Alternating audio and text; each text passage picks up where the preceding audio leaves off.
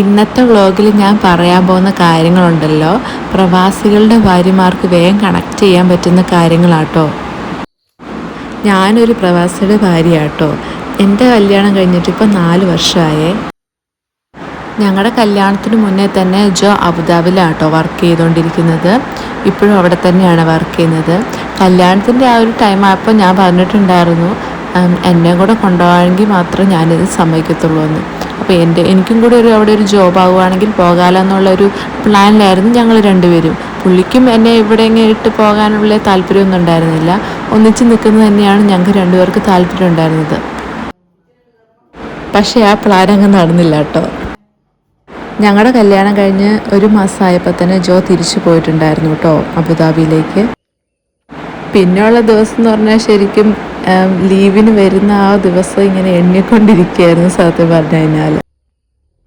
ഈ പ്രവാസി ഭർത്താക്കന്മാരുടെ ഭാര്യമാർക്ക് ഏറ്റവും വിഷമവും സങ്കടവും ബുദ്ധിമുട്ടും ഫീൽ ചെയ്യുന്ന ഒരു നിമിഷം എന്താണെന്ന് വെച്ചാൽ, നമ്മുടെ ഡെലിവറി ടൈമിൽ അവർ കൂടെ ഇല്ലാത്തൊരു സമയമുണ്ടല്ലോ, അതാണ് ഏറ്റവും വിഷമമായിട്ടുള്ള കാര്യം എന്നെ സംബന്ധിച്ച് എനിക്ക് തോന്നിയിട്ടുള്ളത്. ലൂക്കിൻ്റെ ഡെലിവറി ടൈമിൽ ജോ നാട്ടിലുണ്ടായിരുന്നു കേട്ടോ. അപ്പോൾ എനിക്ക് ഭയങ്കര ഒരു ആശ്വാസമായിരുന്നു. എനിക്ക് സെക്ഷൻ കൂടിയായിരുന്നു. അപ്പം എന്നെ പിടിച്ചു കൊണ്ടാകാനും ഒരു സപ്പോർട്ടിന് ഒരാളുണ്ടല്ലോ. അതായത് പുള്ളി നാട്ടിലുള്ളപ്പോഴും അവിടെ ഉള്ളപ്പോഴൊക്കെ ഉള്ളൊരു വ്യത്യാസം ഉണ്ടല്ലോ.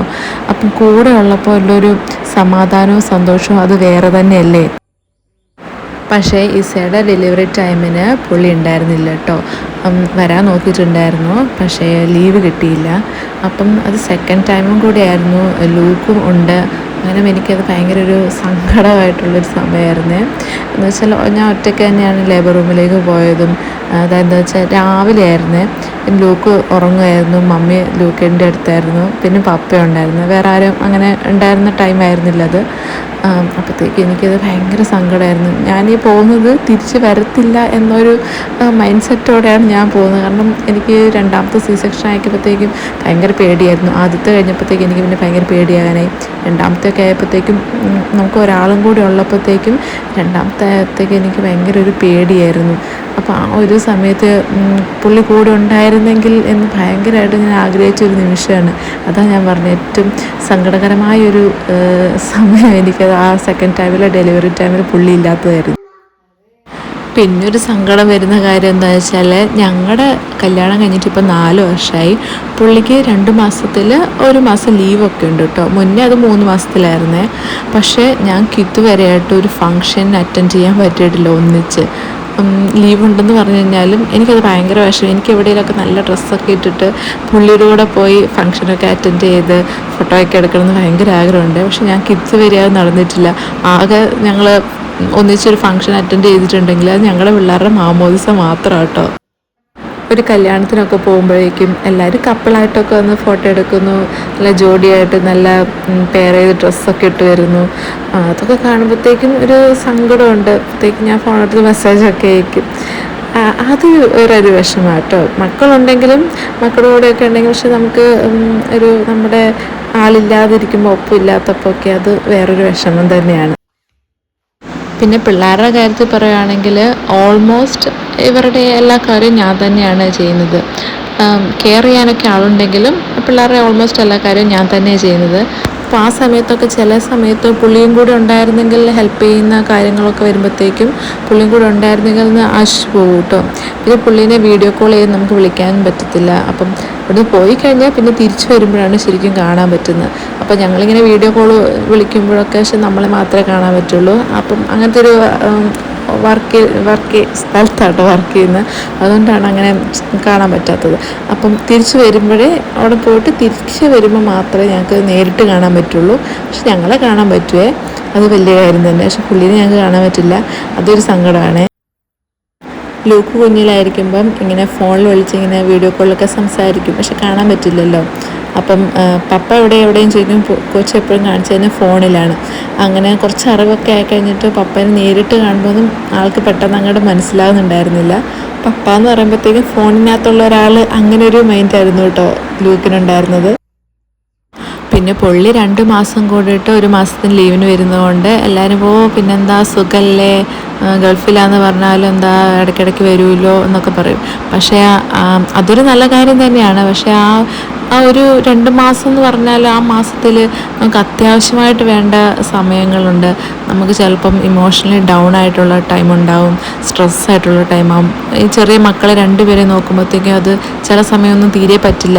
അപ്പം ഫോൺ വിളിച്ച് കരച്ചിലും അങ്ങനത്തെ പ്രശ്നമൊക്കെ ഉണ്ടായിട്ടുണ്ട്. അതായത് എനിക്ക് ഭയങ്കര സ്ട്രെസ്സായിട്ട് ഫീൽ ചെയ്യുമ്പോഴത്തേക്കും നമ്മളെ ഏറ്റവും അടുത്ത ആളെയല്ലേ ആശ്രയിക്കുന്നത്. അപ്പോൾ അവരടുത്തില്ലാത്തപ്പോഴുള്ളൊരു ഭയങ്കര ഒരു വിഷമമുണ്ട്. അത് ഭയങ്കര പറഞ്ഞറിയിക്കാൻ പറ്റില്ല. അത് പ്രവാസികളുടെ ഭാര്യമാർക്കത് മനസ്സിലാക്കാൻ പറ്റും. എൻ്റെ കേസിൽ ഇങ്ങനെ എല്ലാവരും പറയും 2 മാസം കൂടുമ്പോൾ വരുന്നതുകൊണ്ട് കുഴപ്പമൊന്നുമില്ലല്ലോ എന്നൊക്കെ. പക്ഷേ 2 പിള്ളേരെ മാനേജ് ചെയ്ത് അവരുടെ കാര്യങ്ങളെല്ലാം നോക്കി രാത്രി അവരെല്ലാം ഉറങ്ങിക്കഴിഞ്ഞ് കഴിയുമ്പോഴത്തേക്കും നമുക്ക് സംസാരിക്കാനോ അത് അടുത്തിരുന്ന് സംസാരിക്കാനോ ഒന്ന് റിലാക്സ് ചെയ്ത് നമ്മുടെ ഒരു ടൈമുണ്ടല്ലോ. ഞാൻ ജോയൊക്കെ ഉള്ള പിള്ളേരൊക്കെ ഇറങ്ങി കഴിയുമ്പോഴത്തേക്കും മുറ്റത്തൊക്കെ പോയിരുന്ന് നല്ല വർത്താനമൊക്കെ പറഞ്ഞ് അങ്ങനെ കുറച്ച് ടൈമൊക്കെ സ്പെൻഡ് ചെയ്യും. അതൊക്കെ മിസ് ചെയ്യുമ്പം അത് നന്നായിട്ട് ചില സമയത്ത് നന്നായിട്ട് മിസ് ചെയ്യുവേ. അങ്ങനെയൊക്കെ വരുമ്പോഴത്തേക്കും ഒരു വിഷമമാണ്. പിന്നെ എന്തെങ്കിലുമൊക്കെ കാര്യങ്ങൾ പെട്ടെന്ന് ഡിസിഷൻ എടുക്കേണ്ട ടൈമൊക്കെ ഉണ്ടാവും. അതിൻ്റെ കേസിലാണെങ്കിൽ പുള്ളീനെ എപ്പോഴും വിളിച്ചാൽ കിട്ടില്ല, മെസ്സേജ് അയച്ചാൽ കിട്ടില്ല, നൈറ്റൊക്കെ ആകുമ്പോഴൊക്കെ കിട്ടുള്ളൂ. അപ്പം ചില സമയത്ത് നമ്മൾ ഡിസിഷൻ എടുക്കേണ്ട ഒരു ടൈമൊക്കെ ഉണ്ടാകും. അത് പെട്ടെന്ന് നമ്മൾ എടുക്കുന്ന ഒരു ഡിസിഷൻ അത് പിന്നീട് അത് തെറ്റായി പോവുക, അങ്ങനത്തെ ഒക്കെ ഒരു സിറ്റുവേഷൻ എനിക്ക് വന്നിട്ടുണ്ടായിരുന്നു കേട്ടോ. അത് എനിക്കിങ്ങനെ കോണ്ടാക്ട് ചെയ്യാൻ പറ്റാത്തൊരു ഇഷ്യൂ ഉള്ളത് കൊണ്ടാണ്. അപ്പം ഞാൻ തന്നെ ഇങ്ങനെ ആലോചിച്ചൊക്കെ ഡിസിഷൻ എടുക്കും. ചില സമയത്ത് അത് ഫ്ലോപ്പായി പോവുകയും ചെയ്യും. എന്നാൽ അങ്ങനത്തെ ഒക്കെ ഒരു സിറ്റുവേഷൻ വരുമ്പോഴത്തേക്കും അതൊക്കെ കുറച്ച് ഒരു ബുദ്ധിമുട്ടുള്ള കാര്യം തന്നെയാണ്. ഇപ്പോൾ ചെറിയ പിള്ളേരായതുകൊണ്ട് വലിയ കുഴപ്പമില്ല. ഇനിയിപ്പോൾ സ്കൂളൊക്കെ സ്റ്റാർട്ട് ചെയ്ത് കഴിയുമ്പോഴത്തേക്കും സ്കൂളിലൊക്കെ പോയി തുടങ്ങി കഴിയുമ്പോഴത്തേക്കും അങ്ങനെ ഒരു പ്രശ്നം കൂടി ഉണ്ടല്ലോ. അതും നമ്മൾ ഒറ്റയ്ക്ക് മാനേജ് ചെയ്യണ്ടേ.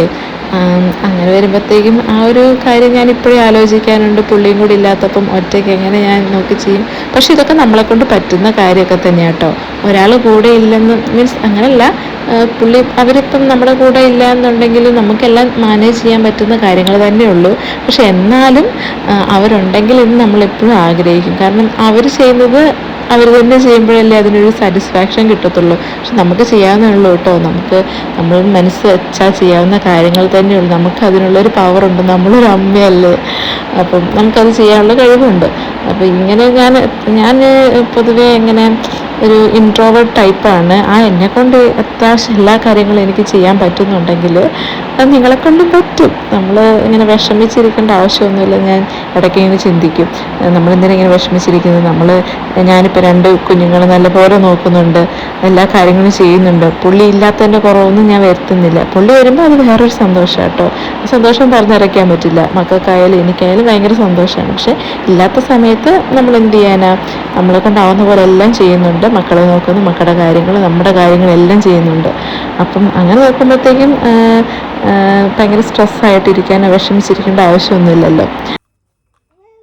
കഴിഞ്ഞ 1-2 ദിവസമായിട്ട് ഞാൻ ഭയങ്കര ഡൗൺ ആയിരുന്നു. അപ്പോൾ തോന്നിയതാട്ടോ ഇങ്ങനൊരു വീഡിയോ ചെയ്യണമെന്ന്.